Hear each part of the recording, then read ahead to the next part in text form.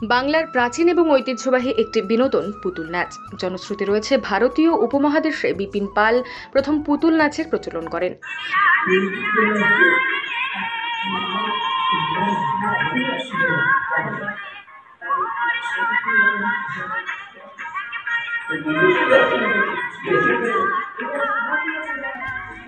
তবে একসময় সব থেকে জনপ্রিয় বিনোদন এই পুতুল নাচ কালক্রমে অনেকটাই জনপ্রিয়তার দিক থেকে স্তীমিত হয়ে এসেছে।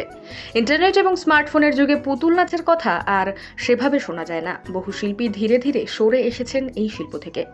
যুগের সঙ্গে তাল মেলাতে মেলাতে ভগ্নাদশা এখন পুতুল নাচের। তবে কিছু মানুষ, কিছু শিল্পী এখনও শিবরাত্রির সলতের মতোই বাঁচিয়ে রেখেছে এই পুতুল নাচকে। আর তাদের মধ্যে একজন কোচবিহারের সজলবাবু। সজলবাবু ও তার টিম অক্লান্ত পরিশ্রম করছেন এই পুতুল নাচকে বাঁচিয়ে রাখার। টিমে যেমন রয়েছেন প্রবীণ মানুষ, সেরকমই আছে নবীন অনেকেই। আর এই প্রবীণ নবীনের মেলবন্ধনেই তৈরি হয়েছে জেমিনির পাপেট থিয়েটার। সজলবাবু আক্ষেপ করে জানান, আধুনিক বিনোদনের সঙ্গে পুতুল নাচের একটি অসম প্রতিযোগিতা চলে আসছে দীর্ঘদিন ধরে। আর সেই প্রতিযোগিতায় অনেকটাই পিছিয়ে পড়েছে ঐতিহ্যবাহী পুতুল নাচ। এখন মানুষ ঘরে বসে বিভিন্ন বিনোদন পাচ্ছে। বিনোদনের বিভিন্ন পসরা তৈরি থাকায় দীর্ঘদিন ধরে ক্রমে ক্রমে পুতুল নাচের প্রতি মানুষের ঝোঁক কমেছে। অন্যদিকে এই শিল্প থেকে সেভাবে রুজি রোজগার না হওয়ায় বিভিন্ন শিল্পীরা পেটের টানে অন্যান্য জীবিকা বেছে নিতে বাধ্য হয়েছেন। তবে এবার নতুন উদ্যোগে কাজ শুরু করেছেন সজলবাবু। পুতুল নাচের ঐতিহ্যের সাথে আধুনিকতার একটি মেলবন্ধন নিয়ে তিনি তৈরি করেছেন তার এই পাপেট থিয়েটার। তিনি চান নতুন প্রজন্মের হাতে এই শিল্পকে সঁপে দিয়ে তাদের পুতুল নাচের প্রতি আকৃষ্ট, মনোযোগী এবং সংবেদনশীল করতে। তবে এই শিল্পকে বাঁচিয়ে রাখার জন্য সরকারকেও মনোযোগী হওয়া প্রয়োজন। ঐতিহ্যবাহী এই পুতুল নাচ একটা সময় বিভিন্ন সরকারি প্রচার এবং সরকারি অনুষ্ঠানে উপস্থাপন করা হতো। সরকারি বিভিন্ন মেসেজ বা বার্তা পৌঁছে যেত শহর এবং গ্রামে এই পুতুল নাচের মাধ্যমে। এখন সে জায়গা সম্পূর্ণভাবে দখল করে নিয়েছে ডিজিটাল মিডিয়া।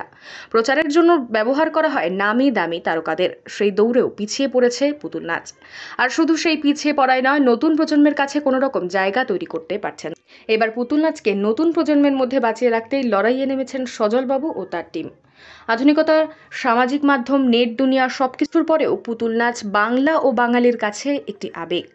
বহুদিনের অনাভ্যাসে সেই আবেগে হয়তো কিছুটা ধুলো পড়েছে। তবে একবার যদি পুতুল নাচ নামক সেই আবেগ একটু হাওয়া পায়, তবে আশা করা যায় বাঙালির আবেগ আবার মেতে উঠবে পুতুল নাচে। বেঁচে থাকবে বাংলার প্রাচীন ঐতিহ্যবাহী পুতুল নাচ নতুন প্রজন্মের মধ্যেও।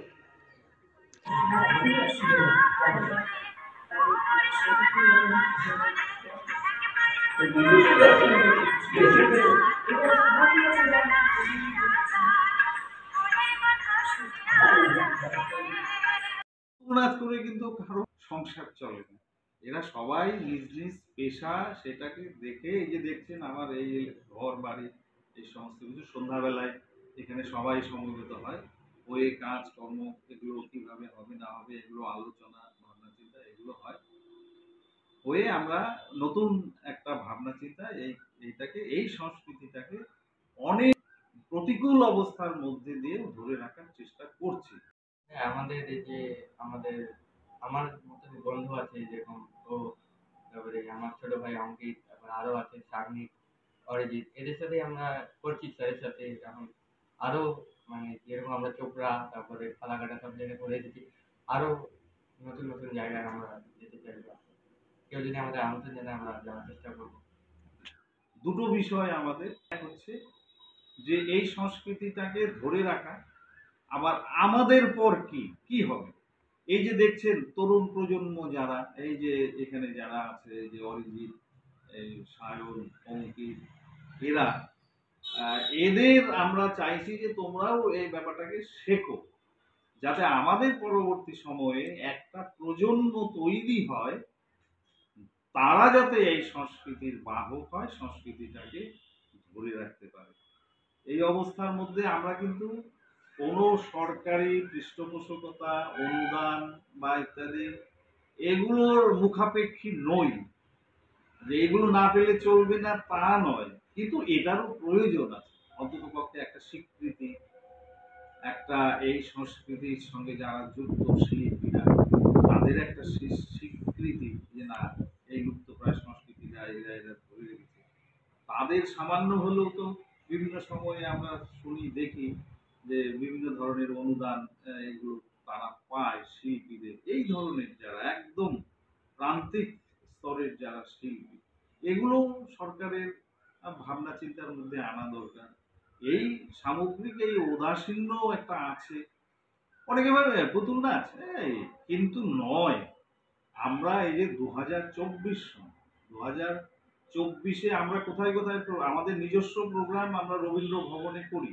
21শে মার্চ আমরা 2023-এ করেছি। 21শে মার্চ 2023-এ আমরা রবীন্দ্র ভবন করেছি। রাসমেলার সাংস্কৃতিক মঞ্চ যেটা মদনবাড়িতে হয়, সেখানে আমরা অনুষ্ঠান করেছি।